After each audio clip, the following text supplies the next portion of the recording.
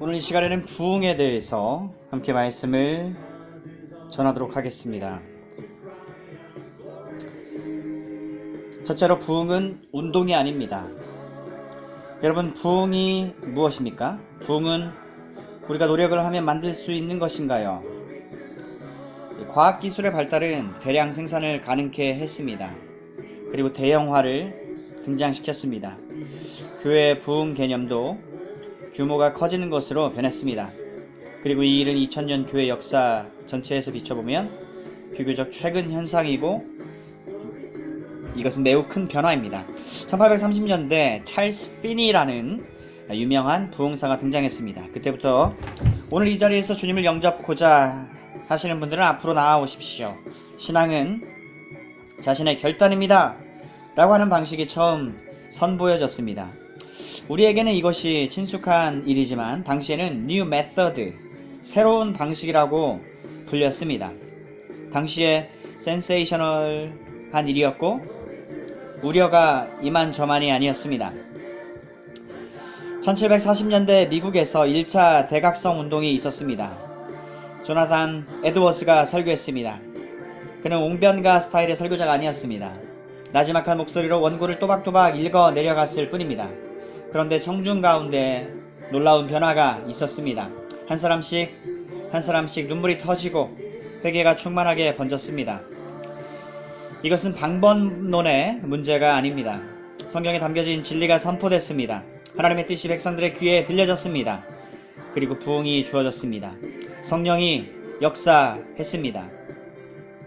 우리가 이거저거 하면 부흥이 이루어진다가 아니라 하나님이 주권적으로 일하시는 것입니다. 하나님이 주권적으로 일하시는 것이 부흥입니다. 그런데 찰스 피니를 중심으로 하는 2차 대각성 운동이 전개되면서 확실히 부흥관에 변화가 생겼습니다. 조나단 에드워스, 조지 윗필드 같은 부흥사는 구원에 있어 인간의 결단보다도 하나님의 주권적인 선택의 역사를 강조했습니다. 다시 말해 자신들의 메시지에 반응을 보이는 사람들에게 마냥 환영하면서 확신을 심어주기보다는 하나님께서 진정으로 그들의 심령 속에 은혜의 역사를 일으키셨는지 삶을 살펴보라는 촉구를 반드시 하였던 것입니다. 하지만 19세기를 지나면서 그 자리에서 몇 사람이 결신했다는 식의 숫자 내보내는 일이 시작이 되었고 20세기 중반에 오면 빌리 그레암 전도대가 바톤을 이어받아서 정확히 똑같은 일을 했습니다. 다시 말해서 1800년대 중반 이전에는 부흥이라는 개념을 이처럼 숫자 증가식으로 아예 사용된 적조차도 없었다는 점입니다. 그리고 무엇보다 부흥은 인간이 노력하면 만들어낼 수 있는 게 아닙니다. 방법은 방법일 뿐. 이 일은 원천적으로 하나님께서 시작하시는 일입니다. 둘째로 부흥은 오심입니다. 부흥은 하나님께서 오시는 것이십니다. 왜 오셔야 합니까? 임재가 사라졌기 때문에 거룩한 능력으로 재무장하시러입니다. 하나님의 교회가 생명을 잃었습니다. 거룩함을 잃고 거룩함의 능력을 상실했기 때문에 다시 생명을 주시기 위해서 하나님이 오시는 것입니다. 본문에서 오늘 이스라엘은 하나님의 백성이라고 하는 정체성마저 사라진 정도로 영적으로 매우 심각한 사태에 처해져 있습니다. 출애굽기 32장에 대대적인 하나님 앞에서 영적 간음을 행합니다. 모세가 없는 동안 금송아지 우상을 만듭니다. 이것은 하나님과 맺은 언약의 제1계명을 묵살해 버리는 사건입니다. 7절에서 10절 하나님은 이스라엘의 불순종에 경노하십니다. 하나님이 이들이 하나님의 언약을 너무나 악독하게 저버린 이상 하나님도 그들을 버리려 하신다는 점을 분명하게 말씀하십니다. 하지만 모세는 이스라엘 백성들을 용서해달라고 탄원합니다. 아브라함과 이삭과 야곱과 맺으신 언약을 기억해달라고, 자손을 번성케 하시고 땅을 유업으로 주시겠다라고 하신 그 약속을 기억해 주시라고 그는 간청합니다. 그리고 하나님은 기도를 들어주십니다. 자신에게 반역한 백성들에 대한 심판을 보류하시겠다고 말씀하십니다. 32장 출애굽기 11절 이하 14절 말씀입니다. 시내산에서 내려온 모세는 제일 먼저 금송아지를 불태워 없애버립니다. 아론은 교묘히 책임 회피를 하는데 이는 당시 이스라엘 백성의 영적 상태를 그대로 반영해 주고 있습니다. 지극히 숭고한 하나님의 백성들 속에 죄가 얼마나 깊숙이 각인되어 있는지를 보여줍니다. 거룩함은 상실되었습니다. 모세에 이어지는 반응은 이스라엘을 정결케 하는 일입니다. 그는 하나님께 반역한 자들을 이스라엘로부터 떼어냅니다. 그날 3,000여 명의 우상 숭배자를 칼로 쳐 죽입니다. 32장 25절 이하 35절 말씀입니다. 죄의 결과들이 이제 분명히 나타납니다. 하나님은 아브라함과 맺은 약속, 이스라엘 자손들에 대한 약속을 철회하지 않으실 것입니다. 또한 조상들에게 약속하신 대로 땅을 여전히 그들은 소유하게 될 것입니다. 그런데 문제가 있습니다. 하나님은 이 백성과 함께 하지 않으실 것입니다. 그들이 지은 죄 때문에 그들을 떠나겠다고 하나님은 말씀하십니다. 이 말씀을 들은 이스라엘은 낙심과 절망에 빠집니다. 백성들은 진정으로 슬퍼하였고 회개의 표시로 자신들의 장신구들을 몸에서 떼어냅니다. 33장 4절 이하 6절 말씀, 정말 큰일입니다. 약속의 땅에 들어간들 그곳에 하나님이 그들과 함께 하지 않습니다. 그러면 약속의 땅이 무슨 소용이 있습니까? 천국에 들어갔는데 그곳에 하나님이 계시지 않는다면 천국이 무슨 의미가 있습니까? 아무것도 없습니다. 지금 이스라엘이 처한 영적 실상은 한마디로 처절합니다. 이스라엘을 이스라엘 되게 하는 것은 그들이 하나님의 소유된 백성이라는 사실에 있습니다. 교회가 교회되게 하는 것 또한 교회가 하나님의 소유라는 사실에 그 의미가 있습니다. 하나님이 우리의 하나님이시고 내가 하나님의 백성이라는 사실에 우리의 모든 존재 가치와 정체성 그리고 의미가 있는데 문제는 우리가 하나님을 불러도 대답이 없으십니다. 침묵만 흐릅니다. 하나님이 자기 백성에게서 떠나셨기 때문입니다.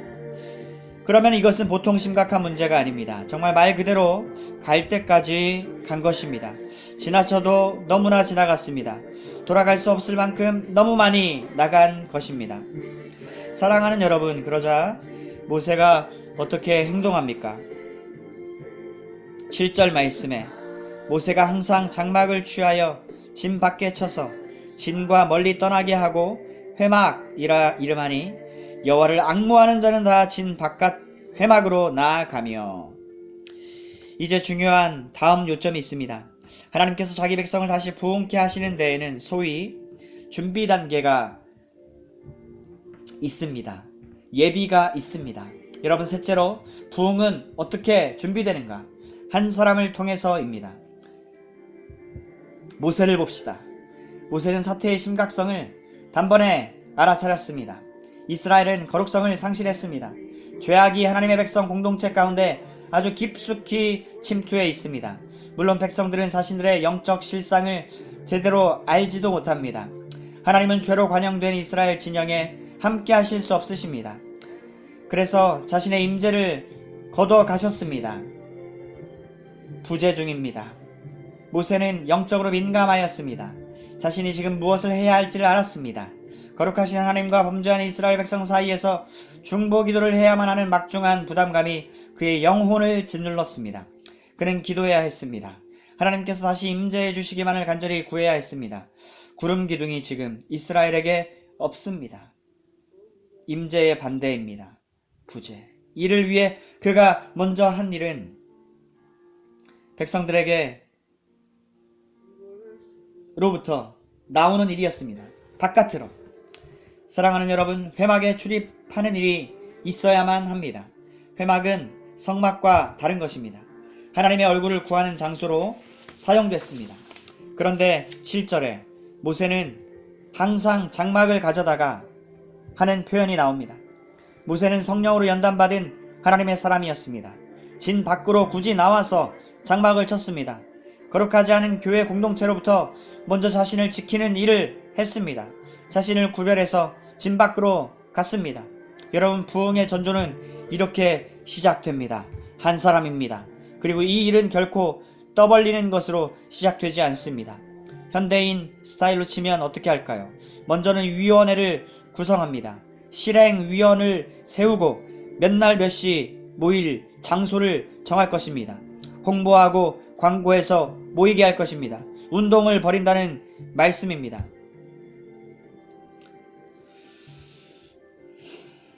기업에다 쓰는 방식 그대로 따다가 교회가 하고 있습니다. 하지만 부흥은 그렇게 시작되지 않았습니다. 모세는 거룩한 부담감을 가졌습니다.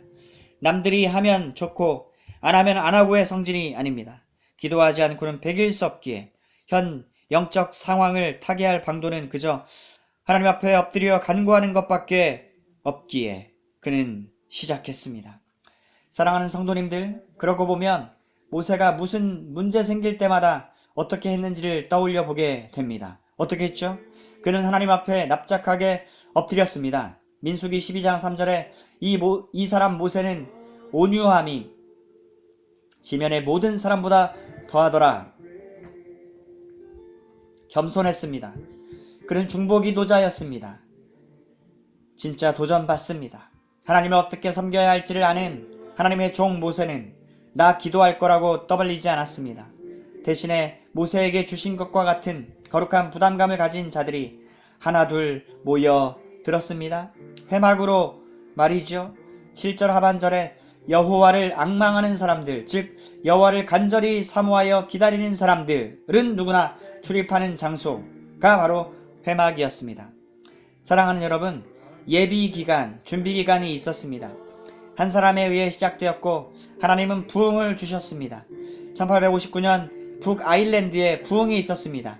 제임스 맥큄킨이라는 아주 평범한 노동자, 그는 혼자 기도하기 시작했습니다. 그리고 두 사람에게 이야기합니다. 전체적인 상황을 알게 된 이 세 사람은 작은 교실에서 모임을 가집니다. 자기네들 사는 마을 밖에 있는 좁은 골목에 있는 작은 교실에서 기도했습니다. 오로지 기도에만 열중할 수 있는 최적의 장소를 찾은 것입니다. 자기 마을 사람들과 주변 지역 사람들을 위해 기도했습니다. 그리고 하나님이 부흥을 주셨습니다.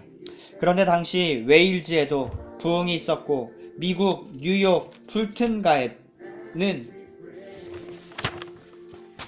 두 해 먼저인 1859년부터 부흥이 시작되어 59년에까지 이어졌습니다. 하나님의 일이 이렇게 이루어집니다. 모세가 하나님의 은총을 구했습니다. 다른 몇몇 주의 백성들과 더불어 주의 얼굴을 구하였습니다. 주께서 다시 임재해 주시기만을 간구했습니다. 그런데 하나님은 이 일을 기뻐하셨습니다. 이 일을 옳게 인정하신 표시가 있습니다. 9절 말씀입니다. 모세가 회막에 들어갈 때에 구름 기둥이 내려 회막문에 서며 여호와께서 모세와 말씀하시니 하나님께서 다시 와 주셨습니다. 거룩한 하나님의 백성 이스라엘은 절대 위기에 빠져 있었고 도무지 헤어나오지 못할 판국이었습니다. 그런데 구름 기둥이 다시 내렸습니다. 구름 기둥이 다시 내렸습니다. 계획을 세우고 대대적으로 광고해서 교회 전체를 참여시켰나요? 세상은 숫자를 동원하는 방법을 쓰지만 하나님의 방식은 소수를 사용하십니다. 한 사람을 사용하셔서 오직 하나님이 하신다는 메시지를 주십니다. 모세 한 사람으로 시작되었고 일이 일어났고 그는 지금 하나님과 대화를 나누고 있습니다. 몇 사람이 이 일에 동참했습니다. 그런데 결과는 전체가 영향을 받았습니다. 8절과 10절이 현저하게 대조됩니다. 하나님의 백성이지만 하나님도 잘 모르고 하나님 섬기는 방식도 모르는 사람들입니다. 이들은 모세와 몇 사람이 회막을 출입할 때에 무슨 일이 벌어지는구나 하며 호기심을 가졌습니다. 그러나 멀찌감치 떨어져 그저 바라보며 구경만 했습니다. 그런데 회막문에 구름 기둥이 선 것을 보았습니다. 일이 일어났구나. 하나님이 다시 오셨구나. 이제 살 소망이 생겼습니다. 사랑하는 여러분, 부흥이 주어졌습니다. 넷째로 부흥의 결과는 무엇입니까? 10절에 보듯이 예배입니다. 오직 하나님께만 영광. 하나님의 백성이라고 한다면 이 같은 영광스러운 광경이 눈앞에 펼쳐지면 하나님의 백성이 설령 아니더라도 유한한 인간이 무한하신 하나님 앞에서 경배하지 않을 수가 없는 것입니다. 여기에 어디 우리 인간의 노력과 행위가 낍니까? 부흥은 오직 하나님의 주권적인 역사입니다. 사랑하는 여러분, 이것이 부흥입니다. 인간의 노력과 운동이 부흥을 만들어내지 못합니다. 방법과 프로그램을 뭘 쓰느냐, 이 문제가 결코 아닙니다. 하나님이 친히 방문하시는 것, 부흥입니다. 하나님이 친히 방문하시는 게 부흥입니다. 그러니 자연히 결과는 한 가지뿐, 하나님께만 초점이 맞춰집니다. 하나님께만 초점이 맞춰집니다. 예배가 살아납니다. 엘리야 쪽에도 거룩한 하나님의 백성 이스라엘의 영적 상태는 꽝이었습니다. 유일하신 참 하나님의 백성인데도 거룩성을 팔아먹었습니다. 실제로 자신들의 행복과 풍요를 가져다주는 존재를 바알과 아세라로 믿었습니다. 참과 거짓을 분간하지 못하는 심각한 영적 퇴보를 걷고 있었습니다. 그런데 하늘에서 단번에 불이 내려졌습니다. 하나님이 일어나셨고 움직이셨습니다.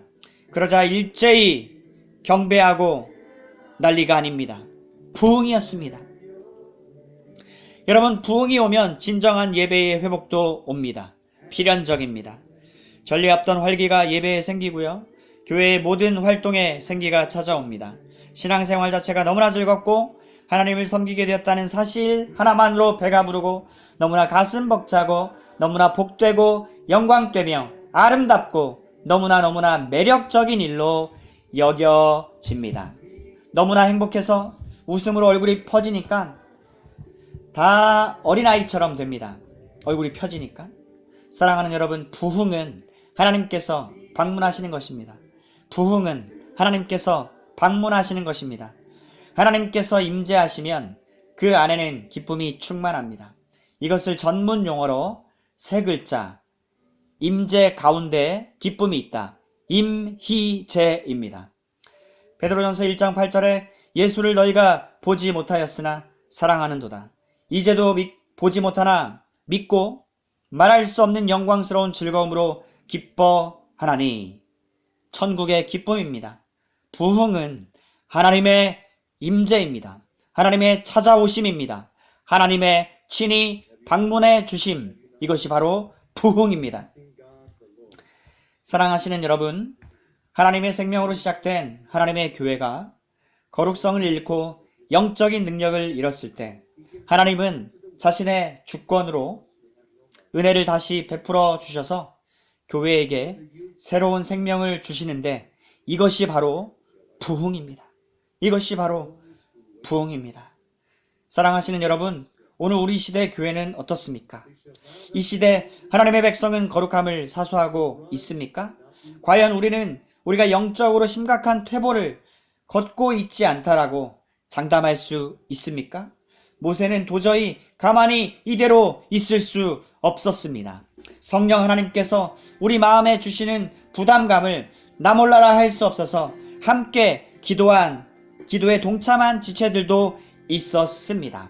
사랑하시는 여러분, 우리가 바로 그 한 사람이 되기를 간절히 축원드립니다. 말씀을 마칩니다.